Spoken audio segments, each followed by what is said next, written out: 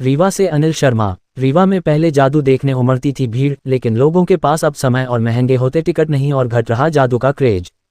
जादूगर सिकंदर इन दिनों रीवा में मौजूद हैं, जिनका जादूगर सिकंदर ने वर्तमान परिवेश में जादूगर व उनकी स्थिति को लेकर विस्तार से अपने विचार व्यक्त किया।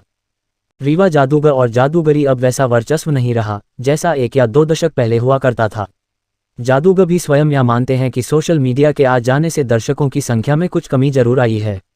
इन सभी मुद्दों को लेकर खास बातचीत की। जादूगर सिकंदर से देश भर में 1400 से अधिक शो कर चुके हैं।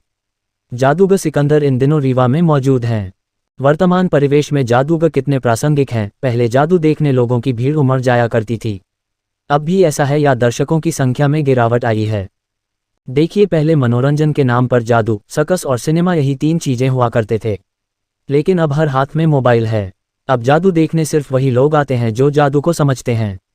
भारतीय संस्कृति रही है, बच्चे जब जिद करते हैं कि हमें जादू देखना है तब लोग उन्हें लेकर जादू देखने आ जाते हैं। जादूगर का क्रेज कुछ तो कम हुआ ही है, साथ ही साथ लोगों के पास समय और महंगे होते टिकट इसकी सबसे बड़ी वजह है का भी अभाव है। ऐसे में आप किस तरह से लोगों को बांध कर रखते हैं, कौन से ट्रिक अपनाते हैं? जादू के पहले कई संगठन रहे हैं, तो उसके माध्यम से हम लोग प्रयास करते हैं। जादू एक कला है जिसे हम लोगों को दिखाते हैं, कोशिश करते हैं कि लोगों का मनोरंजन हो। नियमित तौर पर आम शो करते रहते हैं। अभी भी हमारा थिएटर शो रीवा में चल रहा है, इसके बाद हम आगे भी शो करने जाएंगे। निरंतरता बनी रहती है और सोशल मीडिया के ज़माने में हमें भी सोशल मीडिया पर आना पड़ा। हमारा भी जादूगर सिकंदर के नाम से एक पेज है। जादू की कला का हम लोग जीवित रखे हुए हैं और बेसिकली हम अपने शो के माध्यम से अंधविश्वास को दूर करने का भी काम करते हैं। कोई परेशानी में जब आ जाता है तो वह ढोंगी बाबाओं के चक्कर में फंस जाता है, लेकिन ऐसा नहीं होना चाहिए। काला जादू या मायाजाल जैसे शब्दों का इस्तेमाल जादूगर पहले किया करते थे, तो क्या वास्तव में ऐसा कुछ होता है? देखिए, ये सब बातें भूमिका बनाने के लिए ठीक है। हम लोग भी इन शब्दों का इस्तेमाल करते हैं, काला जादू या मायाजाल, लेकिन वास्तव में ऐसा कुछ होता नहीं है। अगर हम सच में अपने हाथ से पैसे बना लेते तो हम रीवा क्यों आते? हम घर में बैठकर ही पैसे बना लेते।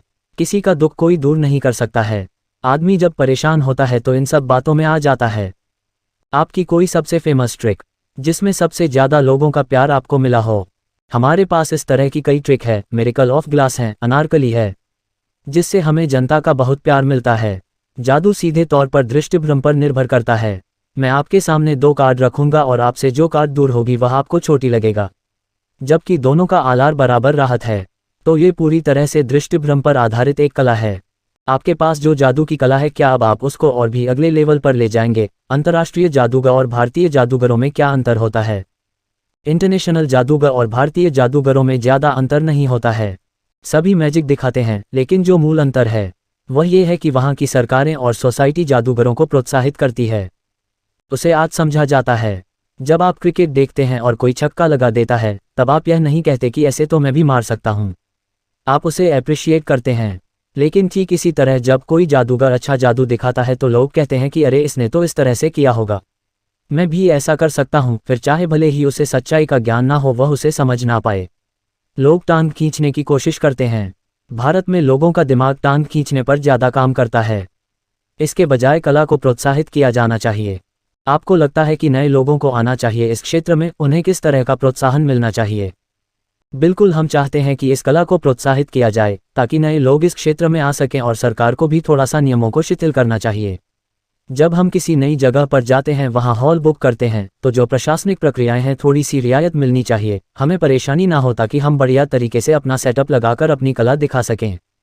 आपके साथ कितने लोगों की टीम है जो आपके साथ रहते हैं? कितने लोगों की आजीविका का प्रबंध आप करते हैं? प्रत्यक्ष रूप से मेरे साथ 30 लोगों की टीम मौजूद रहती है। आप देख रहे होंगे। इसके अलावा जो हमारे लिए पोस्ट बनाते हैं, सामान बेचते हैं और कई तरह की तैयारियां करनी होती हैं। इसके लिए लगभग 50 से 60 लोग हमारे साथ रहते हैं और अप्रत्यक्ष रूप से कुल 50 लोगों के फैमिली के आजीविका का प्रबंध हमारे शो से होता है।